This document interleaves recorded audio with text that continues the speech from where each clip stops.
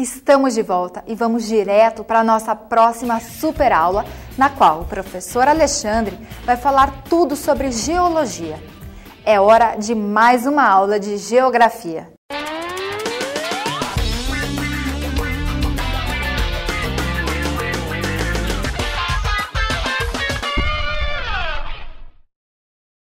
Eu separei dois temas principais: geologia e vegetação do Brasil. Então, começando por geologia, qual deve ser o seu principal foco? O foco deve ser em qual a causa dessas manifestações: vulcões, terremotos e tsunamis. Então, vamos lá. Os terremotos, vulcões e tsunamis estão relacionados ao movimento das placas tectônicas, ao tectonismo. Então, devemos observar que o tectonismo é um agente interno e formador do relevo, um agente endógeno e formador do relevo. Da onde vem a movimentação das placas tectônicas? As placas tectônicas se movimentam em virtude das correntes de convecção do manto terrestre. Então, esta movimentação interna acabou dividindo a crosta em pedaços e esta movimentação das placas também é provocada pelas correntes de convecção. Observe agora essa gravura que aparece na sua tela. Nela, você consegue perceber a movimentação das correntes de convecção no manto terrestre. E na área indicada pela seta, nós temos o movimento de afastamento das placas tectônicas. O movimento de afastamento também é tratado como adução. Este foi o movimento tectônico, o movimento das placas, responsável pelo vulcão verificado na Islândia. Também, nesta próxima sequência de imagens, você observa o afastamento das placas e, inclusive, o nascimento do Oceano Atlântico. O Oceano Atlântico, assim como os dois outros grandes oceanos do planeta, o Pacífico e o Índico, tem no seu assoalho uma área de afastamento onde nasce uma cordilheira no centro dos oceanos. As cordilheiras meso-oceânicas, no caso do Oceano Atlântico, a cordilheira meso-atlântica. A Islândia está relacionada a esta cordilheira. Muito bem. Nesta próxima imagem, você observa agora a seta indicando um lugar de choque de placas tectônicas. E mais do que isso, você observa que uma placa está passando por cima da outra. Este é um movimento de colisão, mas também seguido de subducção. Uma placa submergindo por baixo da outra. Essa foi a situação responsável pelo grande tremor verificado no Chile e também a sequência de ondas significativas, o tsunami que atingiu a região. Muito bem. Agora, verifique o seguinte. Esta próxima imagem mostra a situação chilena do choque das placas, muito bem, da subducção, e veja a dobra que originou a Cordilheira dos Andes e que ainda faz com que a Cordilheira dos Andes cresça. Para terminar esse papo, agora você está vendo um mapa com a crosta terrestre dividida em placas tectônicas. Veja que o terremoto chileno envolveu as placas de Nazca e a placa sul-americana. Muito bem. O terremoto haitiano, a placa do Caribe e a placa norte-americana, com o detalhe que ali existe uma pequena fração, normalmente que não consta nos mapas, que é a chamada placa de Gunave. Então, Caribe, placa norte-americana e Gunave. Muito bem. E o vulcão lá na Islândia envolve duas placas, a placa euroasiática e a placa norte-americana. Muito bem. Então, com isso, nós demos uma olhada nos agentes formadores do relevo. Só cuide agora com uma observação. O relevo, as formas de relevo, são produto de duas situações, né? Os agentes internos, que comentamos o tectonismo, e os agentes externos, que envolvem o chamado intemperismo. O intemperismo é o processo que desgasta as rochas, abrindo espaço, então, para a erosão. O intemperismo ele pode ser químico ou físico. Químico, normalmente, pela água. E físico, quando envolve ações como o vento e a variação térmica. Façamos agora essa importante questão que apareceu recentemente em um vestibular. Vamos lá. Uma sequência de eventos naturais aconteceu no mundo recentemente, como, por exemplo, os terremotos no Haiti, no Chile, no México, na China e nas Filipinas, e ainda a erupção de um vulcão na Islândia. Quanto à formação do terremoto no Chile e à erupção do vulcão na Islândia, pode-se afirmar que ambos estão ligados a fenômenos que têm como causa, respectivamente. Então, amigo, atente para o seguinte: a questão quer que você indique qual a razão do terremoto chileno e do vulcão na Islândia. O terremoto no Chile, colisão de placas tectônicas com subducção. E o vulcão na Islândia, afastamento, adução de placas tectônicas. Vamos buscar então a alternativa correspondente. Alternativa A: o encontro de duas placas oceânicas, a subducção de uma placa continental com uma placa oceânica. Falso, subducção e adução. Errado A. B: o encontro da placa dos Cocos com a placa sul-americana, abertura de uma dorsal mesoatlântica. Errado, errado. Veja o comentário inicial. Subducção e adução. A subducção da placa pacífica e a obdução da placa atlântica. Subdução e adução. O encontro da placa pacífica com a placa de Nazca e a abertura da dorsal atlântica. Errado, porque é o encontro da placa de Nazca com a sul-americana e a abertura, a adução da placa atlântica e euroasiática. Alternativa E, justamente essa que corresponde. Veja, o encontro da placa de Nazca com a placa sul-americana. Encontro e subdução, choque e subdução.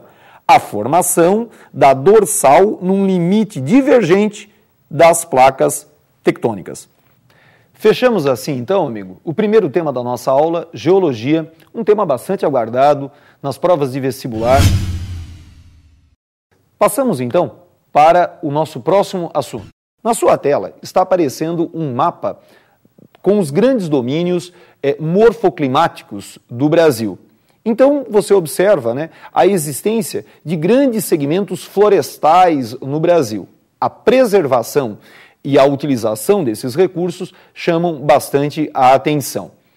Eu quero que, primeiro, você atente para alguns grandes conjuntos. É o caso da Amazônia. A Amazônia, nós temos notícias de que a taxa de desmatamento ela vem reduzindo. Alguns números falam até em redução de 40%, o que é significativo, mas ainda continua ocorrendo um desmatamento muito severo. Na sua tela agora, você observa um outro mapa da Amazônia Legal, da Amazônia dentro dos limites brasileiros, e você identifica a chamada área do Arco das Queimadas, ou Arco do Povoamento Adensado.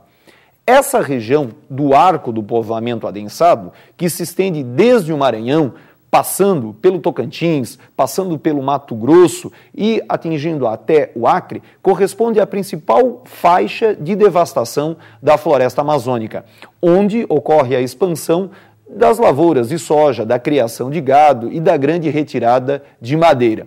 Então, sobre a Amazônia, nós temos ainda uma grande devastação, informações de redução nessa taxa, principalmente em razão da fiscalização, mas também uma grande preocupação nesse espaço do Arco das Queimadas por ser a maior área de devastação e a cabeceira dos rios que seguem para o grande rio Amazonas.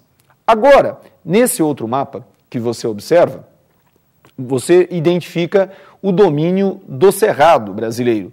O Cerrado brasileiro é uma vegetação de um menor porte do que a Amazônia, o que para muitos ela não tem grande importância.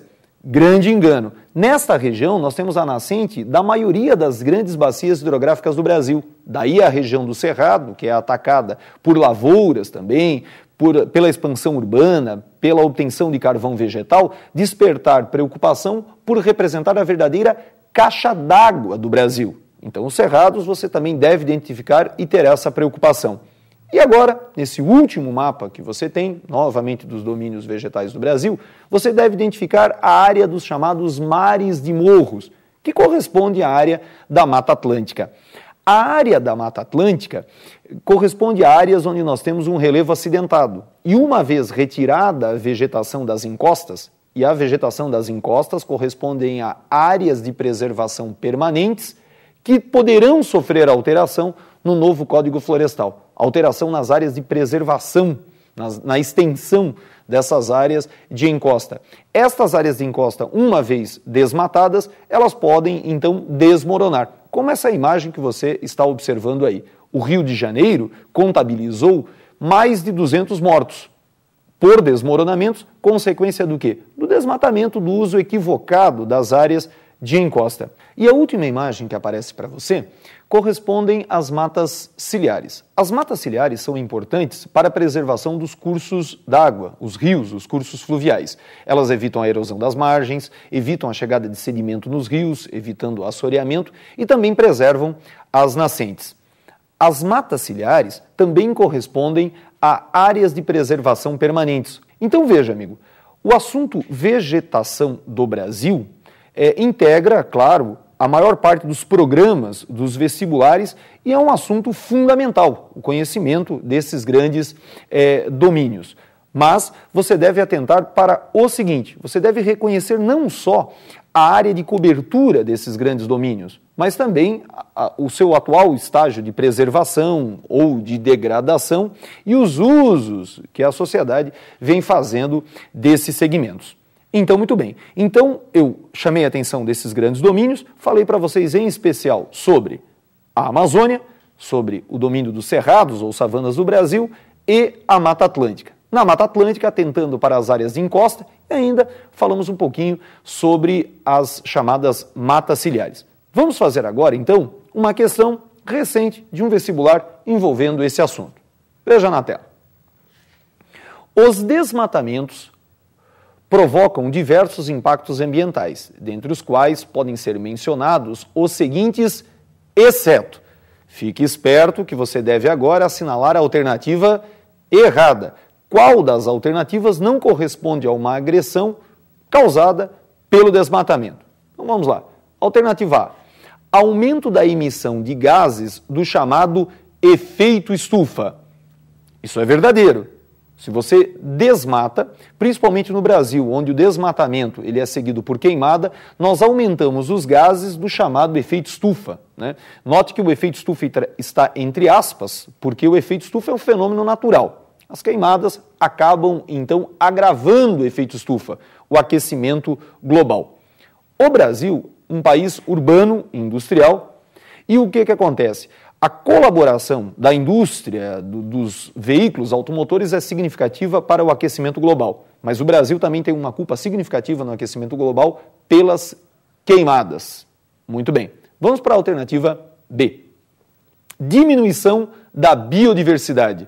Isso realmente ocorre quando nós temos o desmatamento. Vocês vejam que o desmatamento ele abre caminho para a erosão do solo e lembrando que no Brasil a queimada é uma prática, né, sempre seguida ao desmatamento, o que destrói o solo mais ainda. Na alternativa C, aceleração dos processos erosivos dos solos.